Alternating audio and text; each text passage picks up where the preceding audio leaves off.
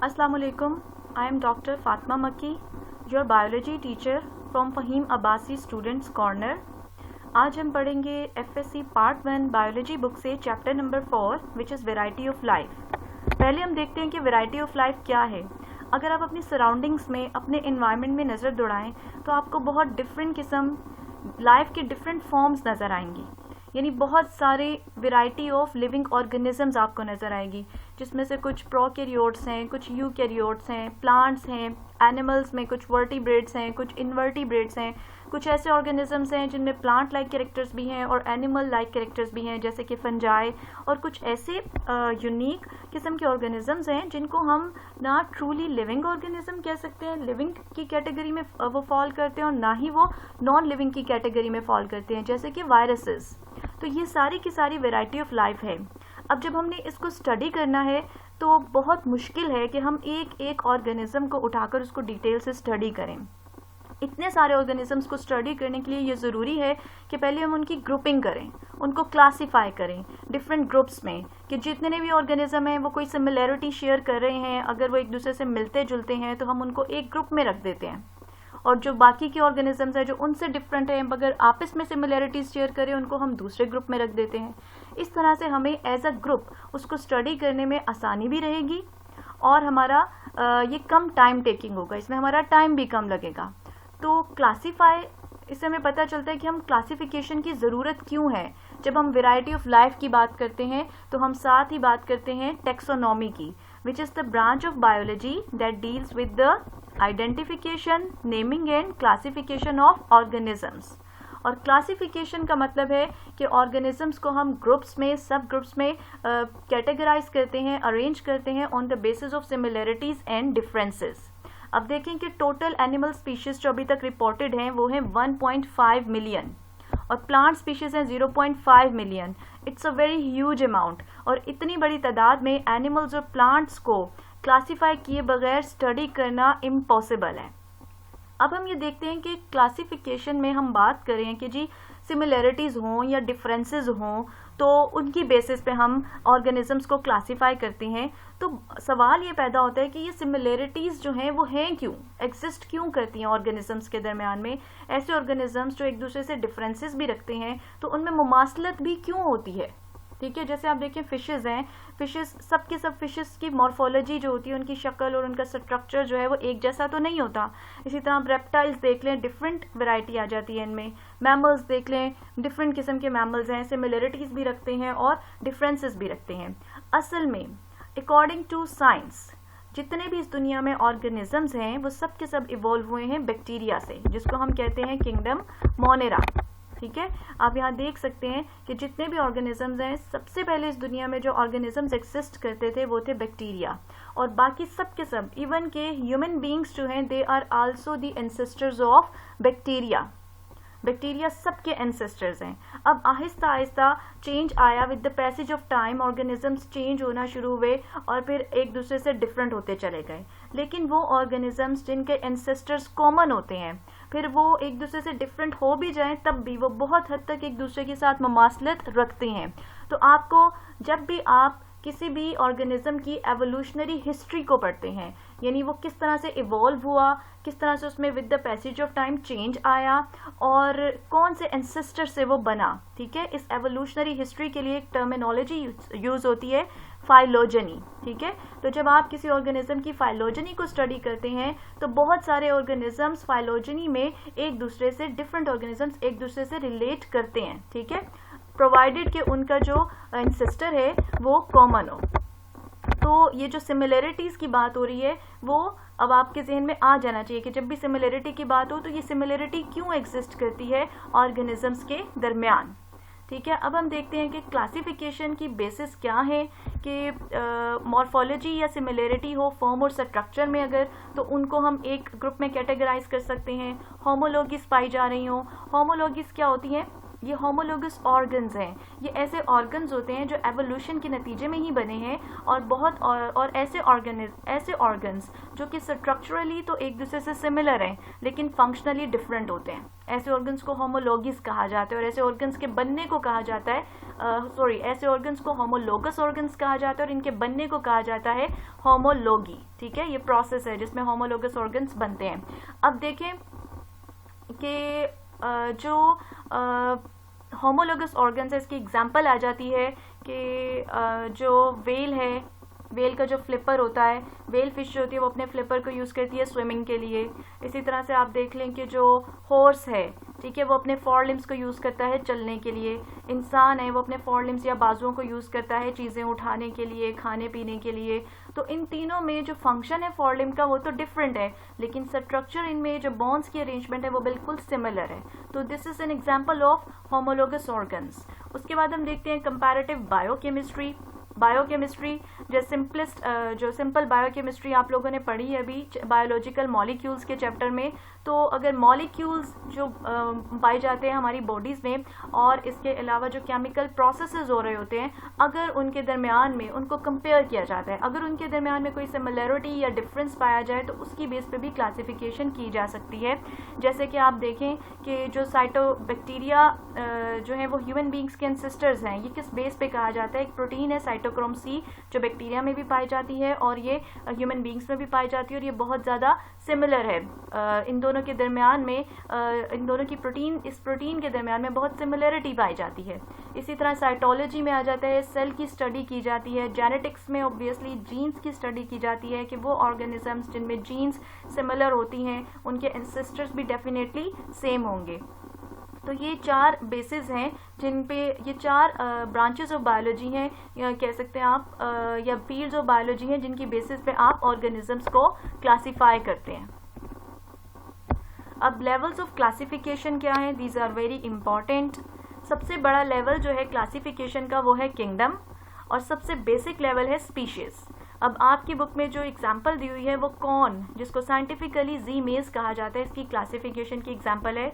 इसको हम देखते हैं। कॉर्न जो है it belongs to kingdom Plantae और इसका फाइलम है एंथोफाइटा या ट्रैक्योफाइटा।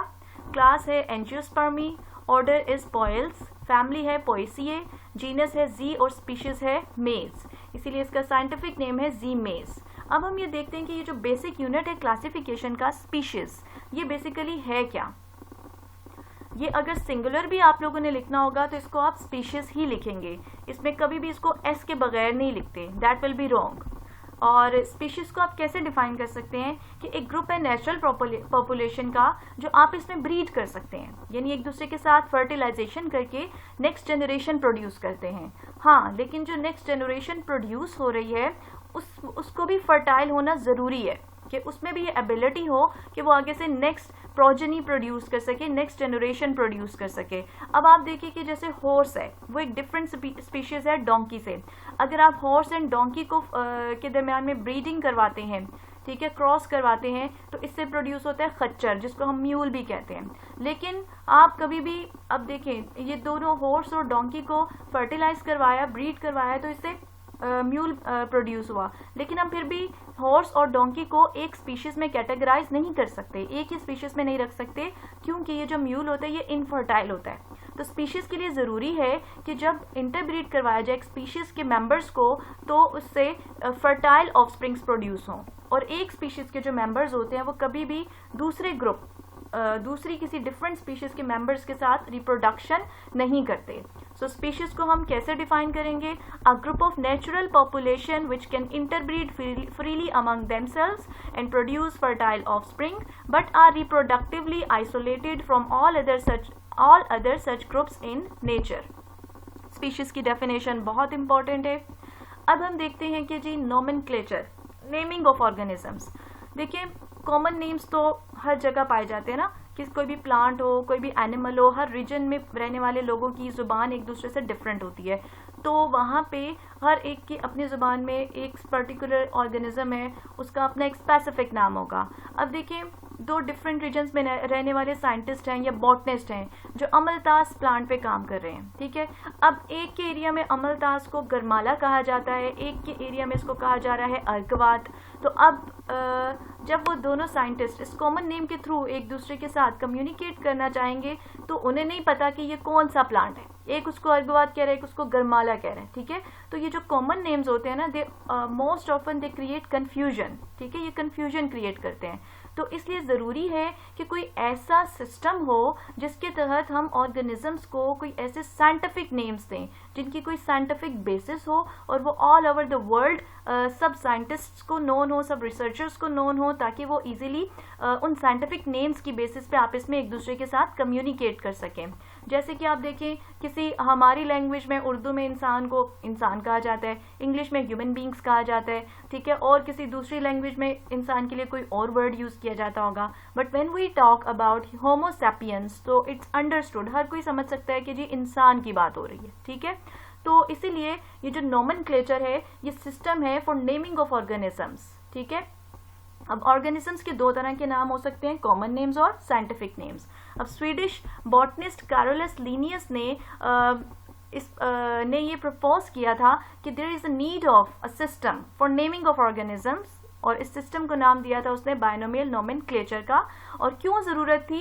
Because common names produce confusion and since no system was used in choosing common names को तो चूज करने के लिए कोई भी सिस्टम यूज नहीं किया गया। And various regions have their own names for the same plant और एनिमल। अब एग्जांपल्स देख लेते हैं। अनियन को हम प्याज भी कहते हैं, गंडा भी कहते हैं, बेसल, विसाल, ठीक है। इसी तरह अमलतास है, उसको अर्गवात कहा जाता है। गरमाला भी इसी का नाम है। गोल्डन शावर, पर्जिंग कैसिया, ये सब इसके नाम है। और इसी तरह डिफरेंट प्लांट्स और एनिमल्स हैं जिनमें कोई थोड़ी सी सिमिलरिटी है तो उसके बेस पे हम उनको सेम नाम दे देते हैं, ठीक है। जैसे आप देखें कि जितने भी प्लांट्स हैं जिनमें बेल शेप्ड फ्लावर्स होते हैं उनको ब्लू बेल्स कह दिया जाता है। अब क्रो है और रैबिन एक काले रंग का परिंदा होता है, स्पैरो की तरह होता है मॉर्फोलॉजिकली। तो ये दोनों जो है इनके लिए कॉमनली ब्लैक बर्ड का वर्ड भी यूज किया जाता है। So common names have no scientific basis. अब देखिए, एक बायोलॉजिस्ट अगर फिश को डिफाइन करेगा तो वो कैसे करेगा कि एक वर्टिब्रेट एनिमल है, जिसमें बैकबोन होती है, फिन्स होते हैं जिनकी मदद से ये मूव करती हैं, और गिल्स होते हैं, ठीक है। और लेकिन अब आप देखें, meanwhile silver fish common name है, ठीक है, लेकिन ये फिश नहीं है, इसमें ये कैरेक्टरिस्टिक्स नहीं होते, इट्स एन इंसेक्ट। और इसी तरह आप देख लें क्रे फिश, जैली फिश को आप देख लें, इसमें भी बैकबोन, फिन्स और गिल्स नहीं होते। स्टार फिश को देख लें, it's a star shaped organism, they don't fit the biologist definition of fish. So इसीलिए इन रीजंस की वजह से एक साइंटिफिक नेमिंग का एक सिस्टम होना बहुत ज़रूरी है, जिसको हम कहते हैं बाइनोमियल नोमेनक्लेचर। इसमें ऑर्गेनिजम्स, बाई मीन्स टू, ठीक है, इसके नाम से ही पता चल रहा है कि इसमें जब ऑर्गेनिज्म की नेमिंग की जाती है तो उसके अंदर दो वर्ड्स होते हैं, जैसे भी हमने पढ़ा जी मेस, ठीक है। तो साइंटिफिक नेम्स जो होते हैं ये लैटिन लैंग्वेज से लिए जाते हैं और इसमें दो वर्ड्स होते हैं। फर्स्ट नेम जीनस का नाम लिया जाता है जिसको जेनेरिक नेम कहते हैं, और ये हमेशा कैपिटल लेटर से शुरू होता है, जैसे हमने देखा ZEA, ठीक है, Z कैपिटल आएगा। और इसी तरह सेकंड नेम रिप्रेजेंट करता है स्पीशीज नेम को, इसको we write it with the small letter, ठीक है, जैसे मेज, MAYS मेज, और इसमें M स्मॉल आएगा। इसी तरह होमो सैपियंस में आप देख सकते हैं कि H कैपिटल आएगा और सैपियंस का S स्मॉल आएगा। तो हर स्पीशीज जो है उसका अपना एक साइंटिफिक नेम है, वर्ल्ड ओवर पूरी दुनिया में यूज होता है वो, ठीक है। और एग्जाम्पल जब हम कुछ देख लेते हैं साइंटिफिक नेम्स की, जैसे कि man, homo sapiens, onion, allium cepa, अमलतास, cassia fistula, potato, solanum tuberosum, brinjal, solanum melongena. अब देखिए यहाँ पे या तो आप जब आप साइंटिफिक नेम्स लिखते हैं तो या तो आप इसको इटैलिक्स में लिखेंगे या फिर आप जीनस और स्पीशीज को अलग अलग अंडरलाइन करते हैं। जी, नेक्स्ट हम देखते हैं, इनिशियली इस दुनिया में जितने भी ऑर्गेनिजम्स थे इनको बायोलॉजिस्ट दो ग्रुप्स में कैटेगराइज करते थे। एक थी एनिमल का ग्रुप और एक था प्लांट्स का ग्रुप, जिसको हम कह सकते हैं किंगडम एनिमेलिया और किंगडम प्लांटी। लेकिन with the passage of time, जैसे जैसे रिसर्च प्रोग्रेस होती गई तो कुछ ऐसे ऑर्गेनिज्म सामने आए जो या तो यूनिसेलुलर थे या सिंपल मल्टीसेलुलर थे, और उनमें दोनों के कैरेक्टरिस्टिक्स थे, प्लांट के भी कैरेक्टरिस्टिक्स थे और एनिमल्स के भी कैरेक्टरिस्टिक्स थे। तो ऐसे ऑर्गेनिजम्स के लिए एक थर्ड किंगडम प्रपोज की गई थी, प्रोटिस्टा। ये यूग्लेना लाइक ऑर्गेनिजम्स के लिए प्रपोज की गई थी और अर्नेस्ट हैकेल ने प्रपोज की थी। फिर उसके बाद दो डिफरेंट टर्मिनोलॉजीज एनिमल्स के लिए इंट्रोड्यूस की गई ऑर्गेनिजम्स के लिए, प्रोकैरियोटिक और यूकैरियोटिक।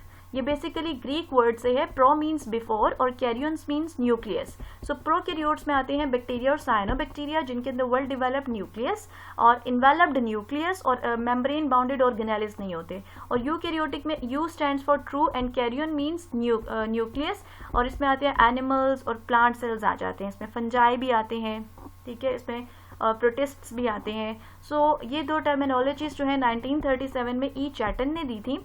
अच्छा, उसके बाद कुछ ऐसे ऑर्गेनिजम्स आए जो कि प्लांट लाइक कैरेक्टरिस्टिक्स रखते थे और एनिमल लाइक कैरेक्टरिस्टिक्स भी रखते थे और कॉम्प्लेक्स मल्टी सेलुलर थे, जैसे कि फंजाई, जिसमें ब्रेड मोल्ड्स आ जाती हैं, यीस्ट और मशरूम्स, ये सब इसकी मिसालें हैं। तो फंजाई के लिए एक फोर्थ किंगडम की ज़रूरत थी, क्योंकि ये ना तो बैक्टीरिया की किंगडम में फिट आ रहे थे, ना ये प्लांट्स की किंगडम में फिट आ रहे थे, ना ये एनिमल्स की किंगडम में फिट आ रहे थे, ना ये प्रोटिस्ट्स की किंगडम में फिट आ रहे थे। तो इनके लिए फिर एक सेपरेट किंगडम फंजाई दी गई। अब देखते हैं कि इनमें एनिमल लाइक कैरेक्टरिस्टिक्स क्या है और इनके प्लांट लाइक कैरेक्टरिस्टिक्स क्या है। आपको पता है एनिमल्स हेटेरोट्रॉफ्स होते हैं, अपना फूड फोटोसिंथेसिस से खुद तैयार नहीं कर सकते, बल्कि जो फूड होता है हमारी सराउंडिंग्स में उसको डीकम्पोज करते हैं, उसको ब्रेक डाउन करते हैं, उसी से हम फूड एनर्जी हासिल करते हैं, ठीक है। तो ये जो है ये फंजाई एनिमल लाइक कैरेक्टरिस्टिक्स का क्या है कि ये हेटेरोट्रॉफिक है। ये किस तरह के हेटेरोट्रॉफ हैं कि ये अपने एंजाइम्स को अपनी बॉडी से बाहर रिलीज करके जो बाहर मौजूद फूड सब्सटेंसेस हैं उनको बॉडी से बाहर ही ब्रेक डाउन करते हैं, और फिर उसके बाद वो जो ब्रोकन डाउन प्रोडक्ट्स हैं उनको एब्जॉर्ब करके अपनी बॉडी का स्ट्रक्चरल मटेरियल बनाते हैं और अपनी बॉडी के लिए एनर्जी हासिल करते हैं। और नेक्स्ट आते हैं इनमें प्लांट लाइक कैरेक्टरिस्टिक्स के। प्लांट्स की तरह इनमें सेल वॉल होती है। प्लांट्स की सेल वॉल सेलुलोज की बनी होती है, लेकिन इनकी काइटिन की बनी होती है। और इसके अलावा इनकी जो मॉर्फोलॉजी है ये भी बहुत हद तक प्लांट से रिजेंबल करती है, यानी इसमें root like, stem like, leaf like characters होते हैं, ऑर्गन्स होते हैं या पार्ट्स ऑफ बॉडी होते हैं। तो ये था 3 किंगडम सिस्टम ऑफ क्लासिफिकेशन। सो अब इतनी सारी वैरायटी ऑफ लाइफ की वजह से फिर रॉबर्ट विटेकर ने 1969 में एक 5 किंगडम सिस्टम ऑफ क्लासिफिकेशन दिया था, जो कि 3 मोड्स ऑफ न्यूट्रिशन पे बेस करता है, जो कि हैं फोटोसिंथेसिस, एब्जॉर्प्शन और इंजेस्शन। अब मैं आपको एक्सप्लेन करती हूँ पहले कि इन तीनों में क्या डिफरेंस है। फोटोसिंथेसिस से तो आप फेमिलियर हैं, जो प्लांट्स में होता है, और इसमें क्या होता है कि जो कार्बन डाइऑक्साइड और वाटर है इनको यूज करके, जो सिंपल इनऑर्गेनिक सब्सटेंसेस हैं इनको यूज करके सूरज की रोशनी की मौजूदगी में, क्लोरोफिल की मौजूदगी में शुगर बनाई जाती है। कार्बोहाइड्रेट है, ठीक है, जो फूड है उसको एज अ फूड यूज किया जाता है। नेक्स्ट आता है एब्जॉर्प्शन।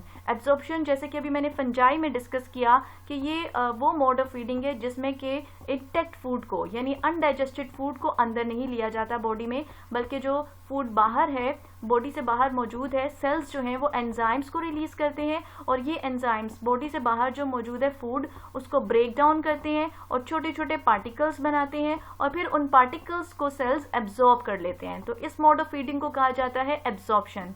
उसके बाद आता है इंजेस्शन। इंजेस्शन जैसे कि ह्यूमन बींग्स में होती है कि वो इंटेक्ट फूड, अनडाइजेस्टेड फूड को लेते हैं और फिर उसको डाइजेस्ट करते हैं, ठीक है, फिर उसको डाइजेस्ट करते हैं और उससे जो छोटे छोटे पार्टिकल्स बनते हैं फिर उनको बॉडी के अंदर ही एब्जॉर्ब कर लेते हैं। यानी इंजेस्शन में जो डाइजेशन है वो बॉडी की कैविटीज के अंदर होती है, डाइजेस्टिव ट्रैक्ट की कैविटीज के अंदर होती है, जबकि एब्जॉर्प्शन में जो डाइजेशन है वो बॉडी से बाहर होती है। आई थिंक ये आपको क्लियर हो गया है कि तीनों मोड्स ऑफ फीडिंग में क्या डिफरेंस है। अब हम देखते हैं कि सबसे पहली जो किंगडम है ये किंगडम मोनेरा की है, which are considered to be the ancestors of all the organisms present in the whole world, ठीक है। और इसमें आते हैं प्रोकैरियोटिक यूनिसेलुलर ऑर्गेनिजम्स जैसे कि bacteria. Next kingdom is kingdom protista, जिसमें आते हैं eukaryotic, unicellular and relatively multicellular organisms like euglena. इसमें प्रोटोजोन्स भी आ जाते हैं और इसमें plant like animals organisms like algae भी आ जाते हैं। नेक्स्ट इज किंगडम प्लांटी, इसमें यूकैरियोटिक मल्टीसेलुलर ऑटोट्रॉफिक ऑर्गेनिजम्स आते हैं जैसे कि मूसेस, फर्न्स और flowering plants. Next is kingdom animalia, इसमें आते हैं यूकैरियोटिक मल्टीसेलुलर कंज्यूमर्स, ठीक है, कंज्यूमर्स जो फूड को अनडाइजेस्टेड फूड को इंजेस्ट करते हैं, अंदर लेकर जाते हैं, कंज्यूम करते हैं और फिर डाइजेस्ट करते हैं with in the special cavities. और जो सेल हमारी बॉडी में या एनिमल्स में सेलुलेज नहीं होता, इसलिए प्लांट्स के जो सेलुलोज है इसको हम डाइजेस्ट नहीं कर सकते या एनिमेलिया के मेंबर्स डाइजेस्ट नहीं कर सकते। और किंगडम एनिमेलिया में जो मेंबर्स आते हैं वो मोटाइल होते हैं, मूवेबल होते हैं, जैसे कि रेप्टाइल्स, बर्ड्स और mammals. Next is kingdom fungi, जो कि यूकैरियोटिक मल्टीसेलुलर रिड्यूसर्स हैं, ठीक है, जो एब्जॉर्प्शन करते हैं, फूड को रिड्यूस करते हैं, बॉडी से बाहर एब्जॉर्ब करते हैं और फिर बॉडी से बाहर डाइजेस्ट करते हैं और फिर जो डाइजेस्टेड फूड पार्टिकल्स होते हैं उनको एब्जॉर्ब करते हैं। इनको रिड्यूसर्स भी कहा जाता है।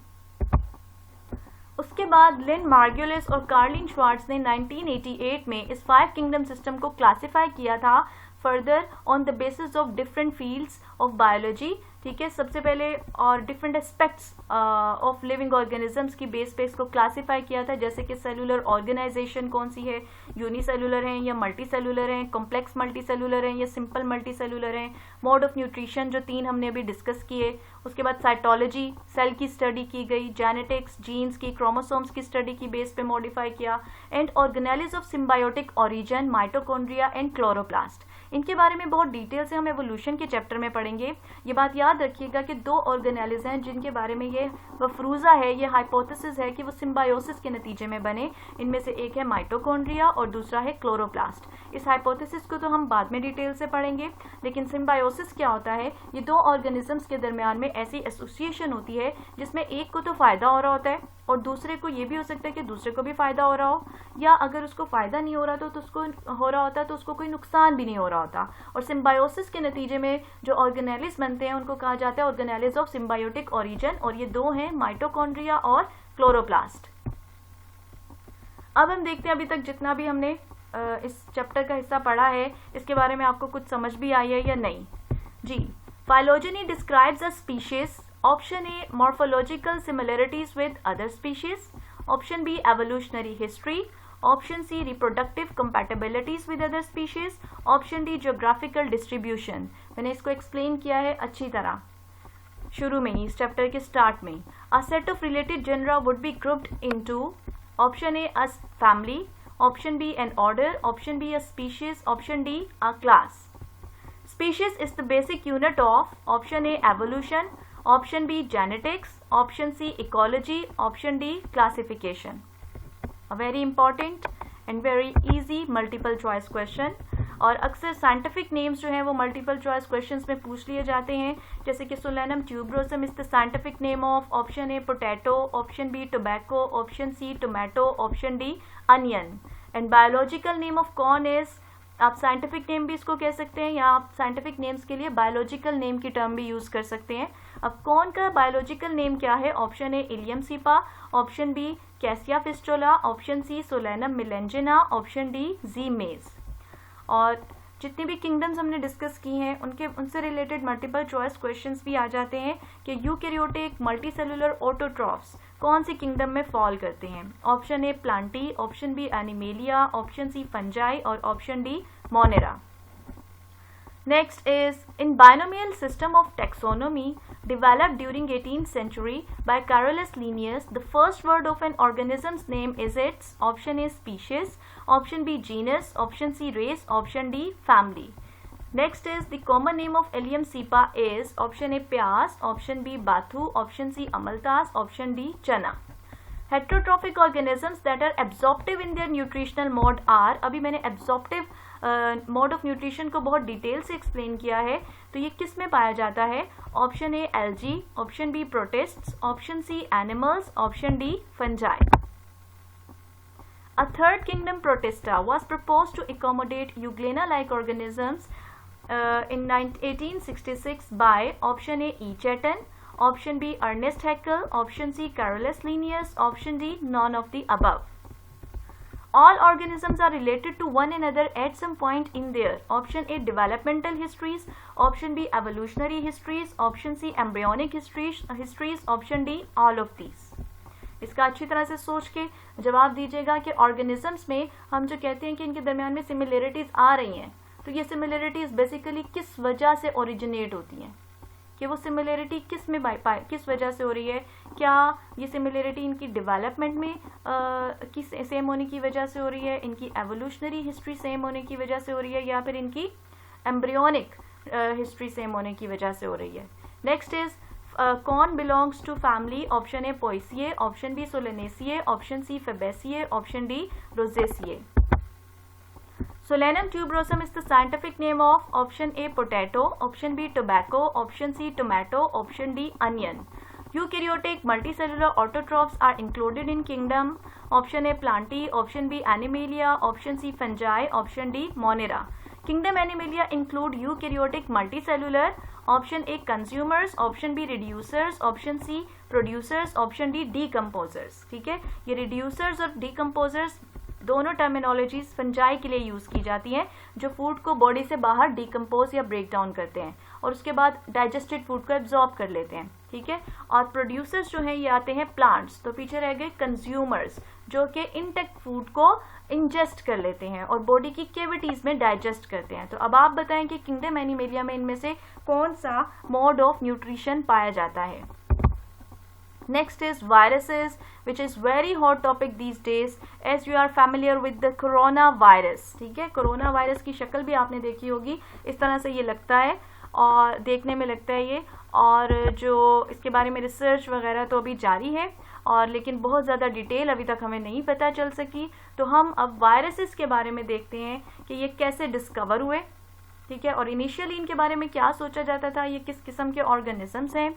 सबसे पहले वायरसेस का जब नाम आता है तो रॉबर्ट कोच और लुइस पास्चर का नाम भी वायरसेस के साथ साथ आता है। इन्होंने डिफाइन किया था वायरस को as poison associated with disease and death, क्योंकि इनिशियली ये तो पता था कि वायरस कोई ऐसी चीज़ है जो कि डिजीज कोज करती है और समटाइम्स डेथ भी कोज कर देती है, ये कोई ऐसा जहर है। ठीक है, लेकिन ये नहीं पता था कि एक्चुअली इसका स्ट्रक्चर क्या है, इसकी कंपोजिशन क्या है।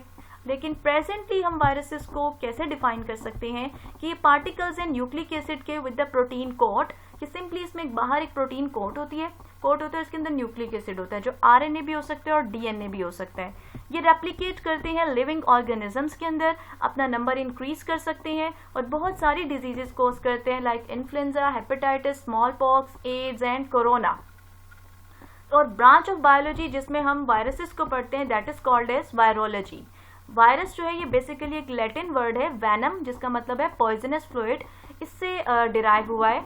अब हम देखते हैं वायरस को डिटेल से और थोड़ा सा इसके बारे में कॉन्सेप्ट इस्टेब्लिश करने के लिए मैं इसको कंपेयर कर रही हूँ बैक्टीरियम से। ठीक है, अब हम देखते हैं वायरस के लिए एक बात तो याद रखिएगा, इसके लिए आप यूनिसेलुलर का वर्ड यूज नहीं कर सकते because it is not a cell. इसके अंदर कोई प्लाज्मा मेम्ब्रेन नहीं है, इसके अंदर कोई साइटोप्लाज्म नहीं है, कोई ऑर्गेनेलिस नहीं है। आप समझ सकते हैं कि बिल्कुल ये आप इसको इसकी एग्जांपल ले सकते हैं कि ये बिल्कुल एक एम्प्टी बॉटल की तरह है। ठीक है, कि एक आउटर हार्ड कवरिंग है जो कि प्रोटीन का कोट है, कैप्सिड है, और उसके अंदर एक आरएनए या डीएनए मौजूद है।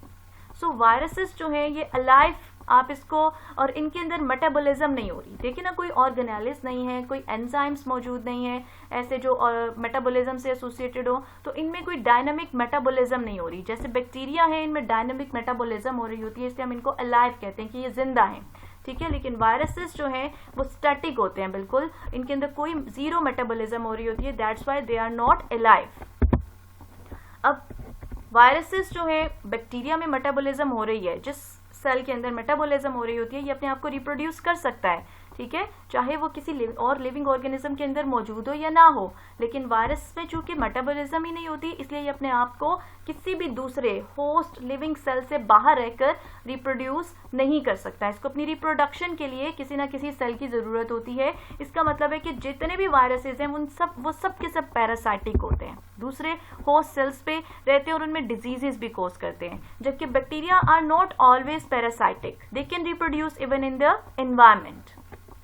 सो अगर आपसे क्वेश्चन पूछा जाए कि why the viruses are all parasitic, ठीक है। तो आप इसमें बताएंगे कि इनके अंदर कोई मेटाबॉलिज्म नहीं हो रही होती और इसलिए इनको रेप्लिकेशन के लिए होस्ट सेल्स की ज़रूरत होती है, ठीक है, जिसमें ये होस्ट सेल्स की मेटाबॉलिज्म को और उनकी बायोसिंथेटिक मशीनरी, उसके एंजाइम्स को, उनकी राइबोसोम्स को यूज़ करके नए वायरल पार्टिकल्स बना सकें। इसलिए हम कहते हैं कि वायरसेस जो हैं वो सबके सब पैरासाइटिक हैं, ठीक है। उसके बाद अब देखते हैं एक और इम्पॉर्टेंट पॉइंट कि क्या वायरसेस प्रोकैरियोट्स हैं या यूकैरियोट्स हैं। Viruses are neither prokaryotes nor eukaryotes, क्योंकि प्रोकैरियोट और यूकैरियोट की टर्मिनोलॉजीज हम यूज़ करते हैं सेल्स के लिए, जिनमें साइटोप्लाज्म मौजूद हो, ऑर्गेनेलिज मौजूद हो, ठीक है। तो अगर मेम्ब्रेन बाउंडेड ऑर्गेनेलिज हो तो हम कह देते हैं जी ये यूकैरियोटिक है। अगर मेम्ब्रेन बाउंडेड ऑर्गेनेलिज नहीं है और मेम्ब्रेन बाउंडेड न्यूक्लियस नहीं है तो हम कह देते हैं कि ये प्रोकैरियोट्स हैं, ठीक है। लेकिन किसी भी केस में, चाहे हम प्रोकैरियोट की बात करें चाहे हम यूकैरियोट की बात करें, इनके अंदर साइटोप्लाज्म, वायरसेस में साइटोप्लाज्म मौजूद नहीं है। They are not like this a normal cell, ना इनमें आउटर कवरिंग है प्लाज्मा मेम्ब्रेन या सेल वॉल। तो वायरसेस ना तो प्रोकैरियोट्स में फॉल करते हैं और ना ही यूकैरियोट्स में फॉल करते हैं।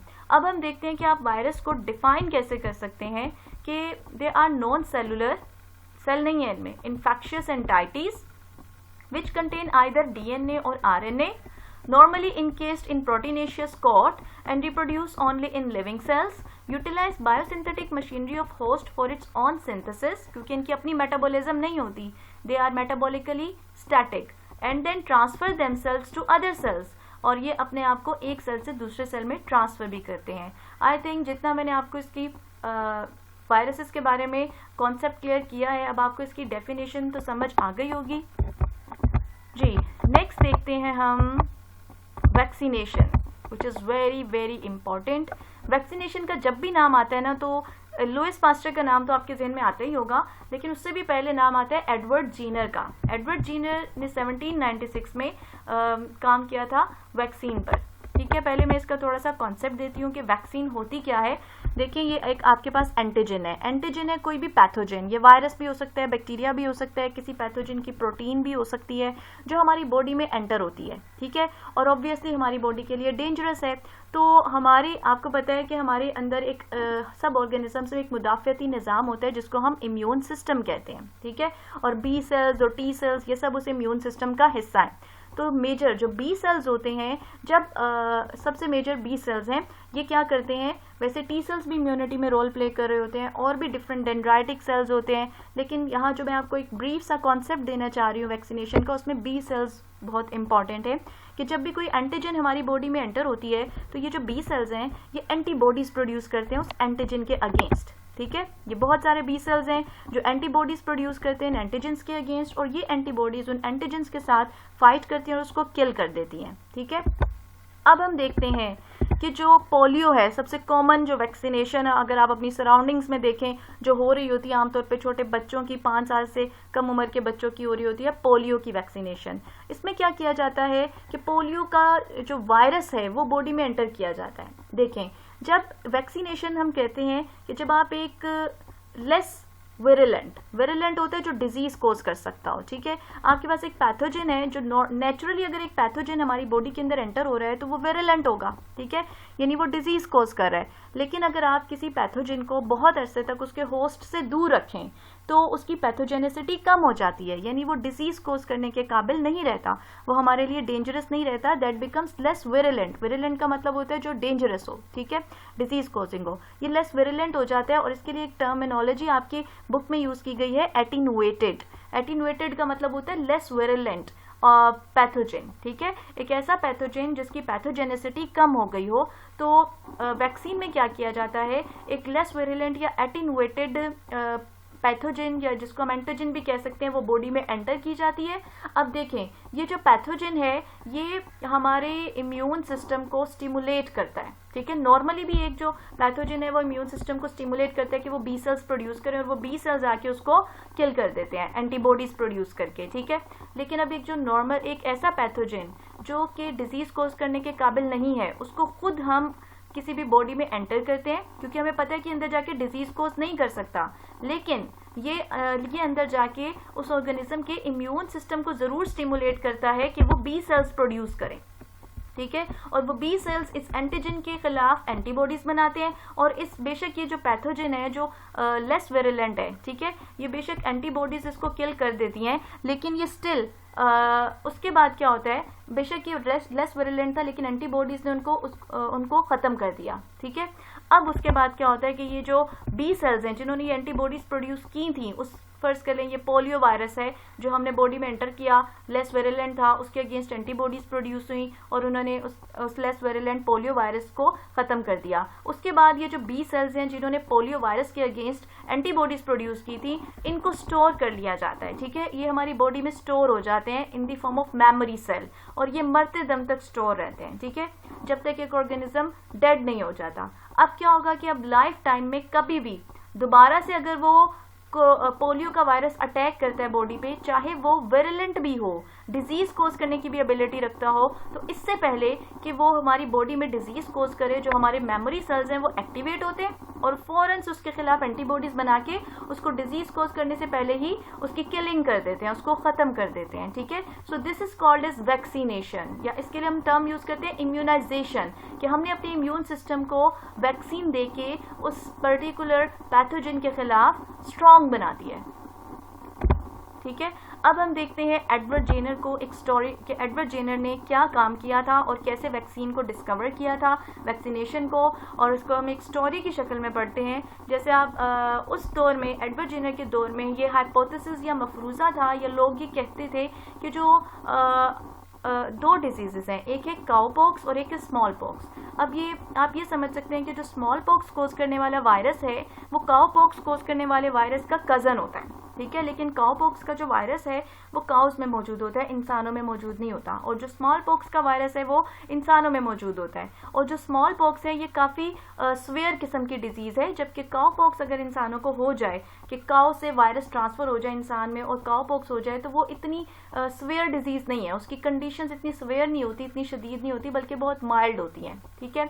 अब क्या होता है, बहुत रेयरली ऐसा होता है कि काउ पॉक्स इंसानों में पाई जाए, बहुत रेयर केसेस में ऐसा होता है। आमतौर पे वो लोग जो गाय का दूध धोते हैं, यानी मिल्क मेड्स या जो मिल्कर्स होते हैं, उनका इंटरेक्शन होता है मोस्टली काउस के साथ, तो फिर वो उनमें ये डिजीज़ पाई जा सकती है।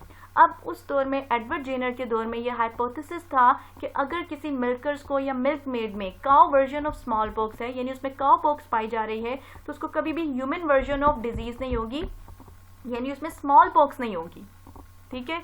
ये मफरूज़ा था कि अगर किसी इंसान को काउ पॉक्स हो गई है तो उसको कभी भी स्मॉल पॉक्स नहीं होती। अब इसको उसने जहन में रखा एडवर्ड जेनर ने, और उसने क्या किया कि एक मिल्क मेड थी जिसके हाथों पर, जिसको काउ पॉक्स हो गई थी, और उसके हाथों पे ये जख्म थे, या लेयंस थी, काउ पॉक्स लेयंस। अब उसने क्या किया, एक normal healthy 8 years old boy James Phipps को इंजेक्ट किया। उसने ये मटेरियल लिया, उस मिल्क मेड के हाथ से जो काउ पॉक्स लेयंस थी उसमें से मटेरियल निकाल के उसको जेम्स फिप्स के अंदर इंजेक्ट कर दिया, ठीक है। तो उसके कुछ दिन के बाद उसमें उसी सेम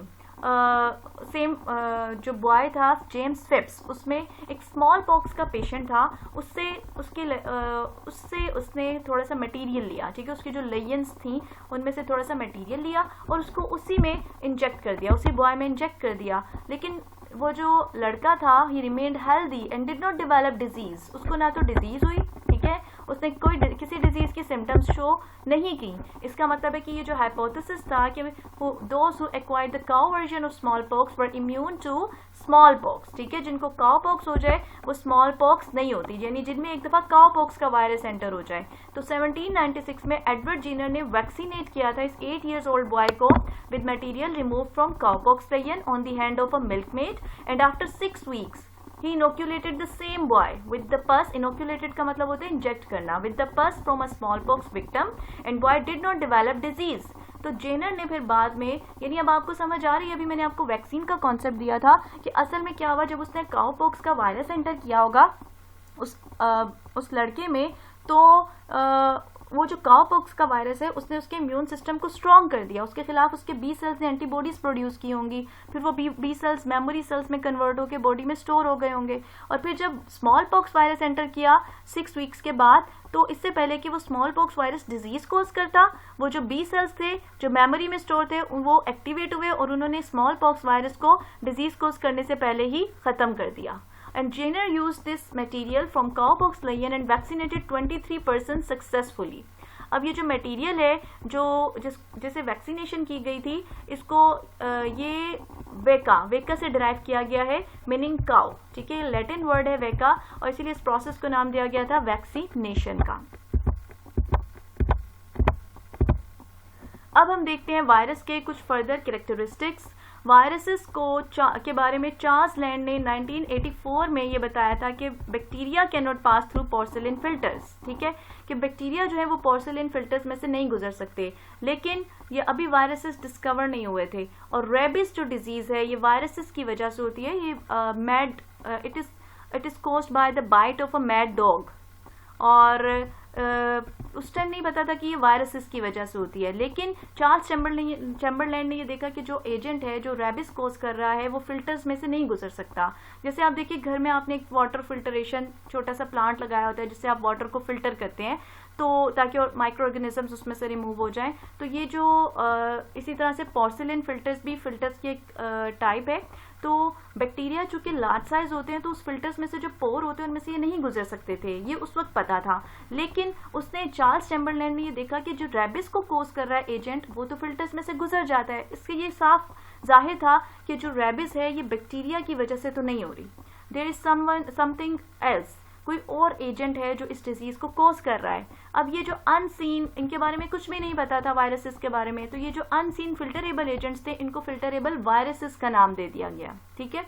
वायरसेस आपको पता है वेनम से है, पॉइजनस फ्लूइड, कि जहरीला मादा है जो अगर अंदर जाएगा तो डिजीज लाजमी कोज करेगा। फिर 1892 में अवाइनोस्काई ने एक वो एजेंट जो कि टोबैको मोज़ेक डिजीज कोज करता है, ये बेसिकली ये भी वायरस से डिजीज होती है, टोबैको प्लांट्स की डिजीज है, तो इसने इसका जो पॉजिटिव एजेंट था उसके बारे में ये देखा कि वो भी फिल्टरेबल है, ठीक है। उसने क्या किया कि कुछ इन्फेक्टेड प्लांट्स थे टोबैको के और उनसे उनका बैक्टीरिया फ्री फिल्टरेट लिया, ठीक है, और उस फिल्टरेट को फिर उसने हेल्दी लीव्स, जो एक हेल्दी प्लांट लिया टोबैको का और उसके लीव्स पर उसने लगाया, तो जो फिल्टरेट था वो लगाने से हेल्दी प्लांट्स में डिजीज हो गई। इसका मतलब ऐसे ये क्लियर हो गया कि ये जो बैक्टीरिया फ्री फिल्टरेट था इसमें कोई ऐसा एजेंट मौजूद था जो कि टोबैको की डिजीज को कॉज कर सकता है।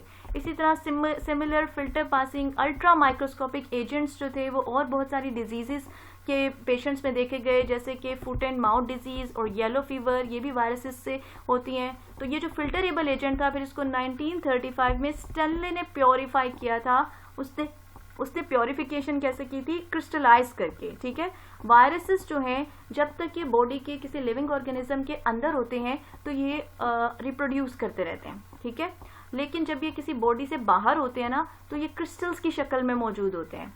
अब इसी वजह से इनको, इस वजह से भी, ये भी एक वजह है कि इनको नॉन लिविंग कैटेगराइज किया जाता है कि ये नॉन लिविंग है क्योंकि कोई भी लिविंग ऑर्गेनिज्म क्रिस्टलाइज नहीं हो सकता, ठीक है। तो स्टेनले ने सक्सेसफुली टोबैको मोज़ेक वायरस को सबसे पहले क्रिस्टलाइज किया था 1935 में। अब वायरसेस, हमें पता चल गया कि वायरसेस जो हैं ये फिल्टरेबल होते हैं, और जब इन फिल्टरेबल एजेंट्स का केमिकल एनालिसिस किया गया तो पता चला कि इनके अंदर न्यूक्लिक एसिड होता है और प्रोटीन मौजूद होती है।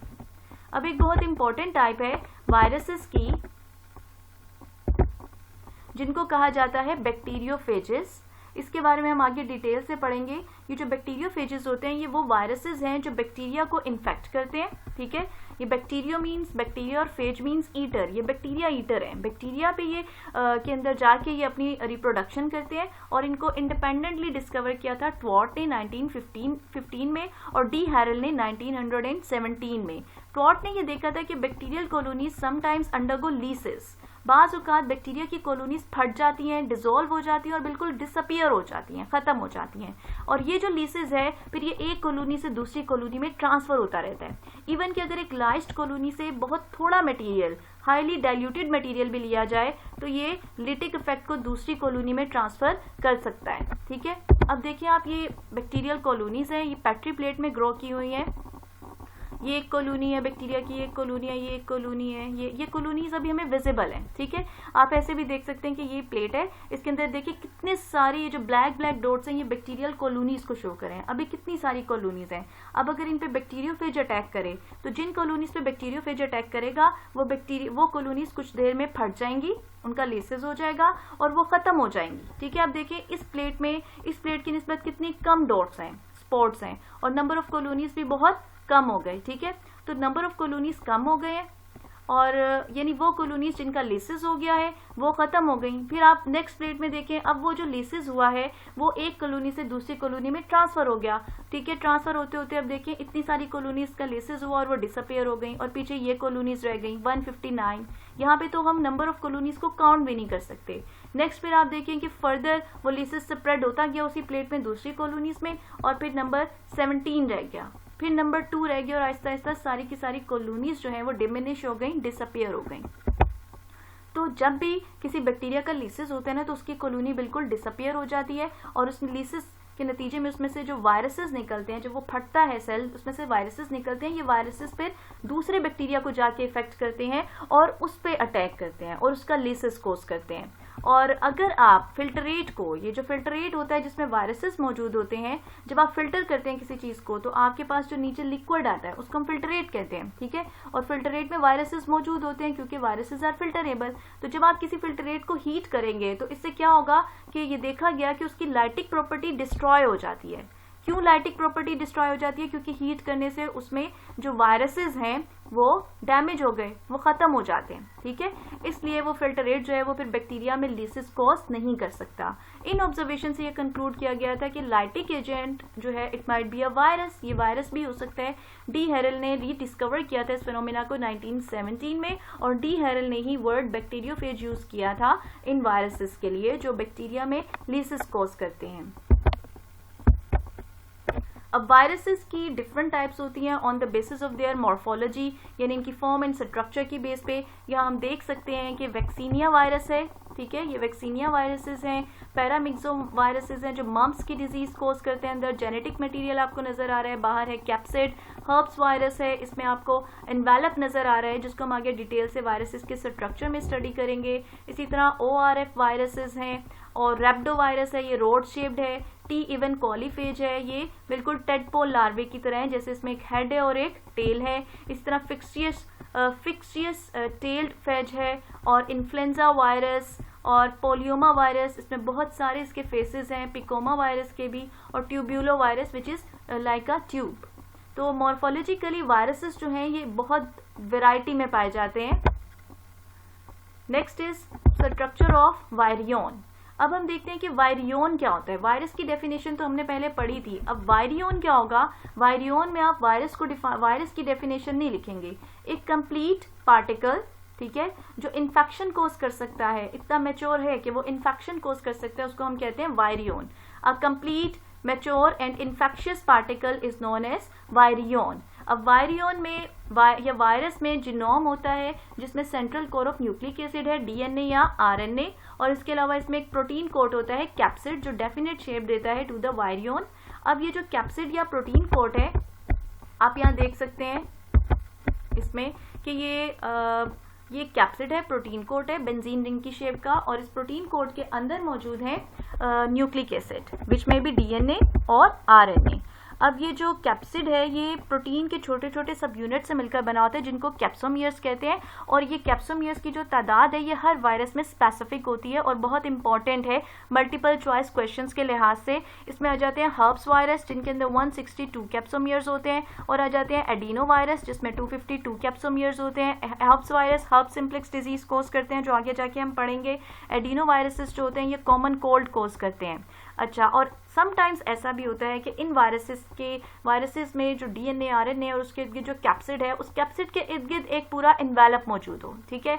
अगर इन्वेलप मौजूद है जो न्यूक्लियो कैप्सिड को कवर कर रहा है तो उसको हम कहेंगे इन्वेलप्ड वायरस। लेकिन अगर किसी वायरस में ये इन्वेलप मौजूद नहीं है न्यूक्लिक एसिड और कैप्सिड के अराउंड, तो इसको हम कहेंगे नेकेड वायरस, नेकेड वायरियोन या नॉन इन्वेलप्ड वायरस, ठीक है। अब एनिमल्स और प्लांट्स में डिफरेंट वैरायटी ऑफ वायरसेस होते हैं, जैसे पॉलीहेड्रॉन जिनकी बहुत सारी साइड्स होती हैं, हेलिकल स्पाइरल शेप्ड भी हो सकते हैं, और इन्वेलप्ड वायरसेस भी होते हैं, नॉन इन्वेलप्ड वायरसेस भी होते हैं। अब यहाँ पे एक और बहुत इंपॉर्टेंट टर्मिनोलॉजी है जो मल्टीपल चॉइस क्वेश्चंस के लिहाज से भी बहुत इंपॉर्टेंट है, विच इज प्रायोन्स। प्रायोन्स क्या होती हैं? Prions are proteins. ये एक ऐसा यूनिक और डिफरेंट किस्म का ऑर्गेनिज्म डिस्कवर हुआ है 1983 में कि इसमें डीएनए या आरएनए है ही नहीं, जबकि हम ये सोचते हैं और साइंस ये कहती है कि डीएनए आरएनए वो बेसिक जेनेटिक मटेरियल है जिसके बेस पे कोई भी ऑर्गेनिज्म या सेल डिवाइड कर सकता है, ठीक है, और अपनी रिप्रोडक्शन करता है, अपना नंबर इंक्रीज कर सकता है। लेकिन सरप्राइजिंगली प्रायोन्स ऐसे ऑर्गेनिजम्स हैं जो कि रिप्रोडक्शन भी करते हैं और इनमें कोई न्यूक्लिक एसिड मौजूद नहीं होता, बल्कि ये सिर्फ और सिर्फ प्रोटीनेशियस पार्टिकल्स हैं, इन्फेक्शियस प्रोटीन्स हैं, और इनकी नेचर इसीलिए बहुत कंट्रोवर्शियल है। इनमें प्रोटीन होती है जिसके अंदर, और इंफॉर्मेशन जो कि इनकी रेप्लिकेशन करेगी वो इस प्रोटीन के अंदर ही होती है, and all other organisms contain there genetic material in nucleic acid. So prions जो है, इनकी वजह से जो डिजीजेस इंसानों में डिजीजेस होती हैं उसमें से एक आ जाता है मैड का इन्फेक्शन है, और दूसरा है इंसानों में मिस्टीरियस ब्रेन डिजीज है, ठीक है। तो ये डिजीजेस प्रायोन्स की वजह से हो सकती हैं। इनकी डिजीजेस कौन सी कॉज करते हैं, और इनमें जो रेप्लिकेशन की इंफॉर्मेशन है वो प्रोटीन्स में होती है, और ये इन्फेक्शियस प्रोटीन्स पार्टिकल्स हैं, इनको 1983 में डिस्कवर किया गया था। ये सब मल्टीपल चॉइस क्वेश्चन के पर्सपेक्टिव से बहुत ज़्यादा इंपॉर्टेंट है। अब वायरियोन और प्रायोन्स में क्या डिफरेंस है? वायरियोन एक कंप्लीट मैच्योर इन्फेक्शियस पार्टिकल है, जबकि प्रायोन्स आर इन्फेक्शियस प्रोटीन्स। अब हम देखते हैं वायरसेस के डिफरेंट कैरेक्टरिस्टिक्स, मोस्टली हम स्टडी कर चुके हैं, और एक्सट्रीमली स्मॉल इन्फेक्शियस एजेंट्स होते हैं जिनको आप इलेक्ट्रॉन माइक्रोस्कोप से देख सकते हैं।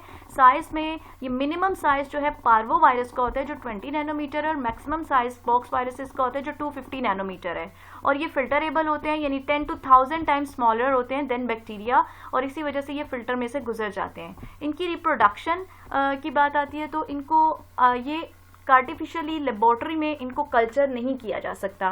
They can not be cultured in artificial media.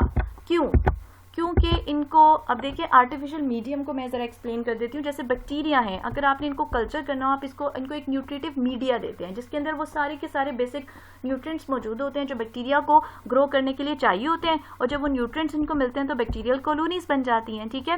Bacteria को आप आर्टिफिशियली ग्रो कर सकते हैं, फंगस को आप आर्टिफिशियली ग्रो कर सकते हैं, क्योंकि ये इनके अंदर मेटाबॉलिज्म हो रही होती है, और इनके अंदर बायोसिंथेटिक मशीनरी मौजूद होती है, एंजाइम्स और राइबोसोम्स, जिनकी मदद से अपने प्रोटीन्स बना सकते हैं, डीएनए को रेप्लिकेट कर सकते हैं।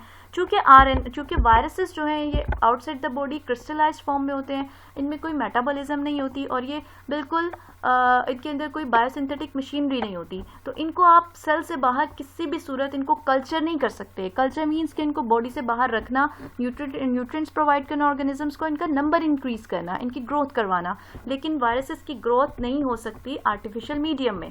And they can produce inside animal और plant body and cause diseases, और इनका मोड ऑफ लाइफ है ऑब्लिगेट इंट्रासेलुलर पैरासाइट्स।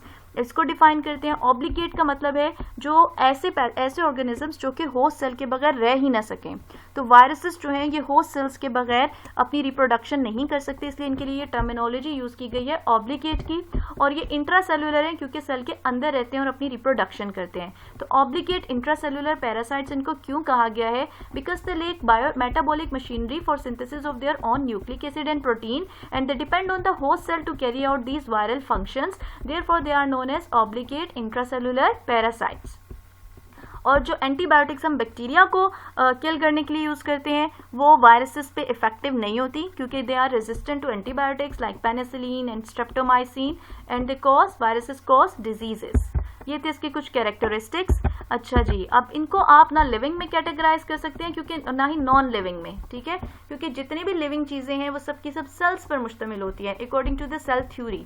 और दूसरा ये कि इस वजह से भी इनको लिविंग में कैटेगराइज नहीं किया जा सकता। दूसरा ये कि ये आप रेप्लिकेशन नहीं कर सकते किसी भी होस्ट सेल से बाहर, इनके अंदर मेटाबॉलिज्म जीरो होती है, इनके अंदर बायोसिंथेटिक मशीनरी नहीं होती, और ये क्रिस्टलाइज्ड होते हैं सेल से बाहर। क्रिस्टलाइजेशन जो है ये एक लिविंग सेल क्रिस्टलाइज नहीं हो सकता। तो इन सारे एस्पेक्ट्स की वजह से हम इनको हम लिविंग में कैटेगराइज नहीं कर सकते और ना ही नॉन लिविंग में कैटेगराइज कर सकते हैं, क्योंकि इनमें कुछ कैरेक्टर्स लिविंग के हैं और कुछ कैरेक्टरिस्टिक्स नॉन लिविंग के भी पाए जाते हैं।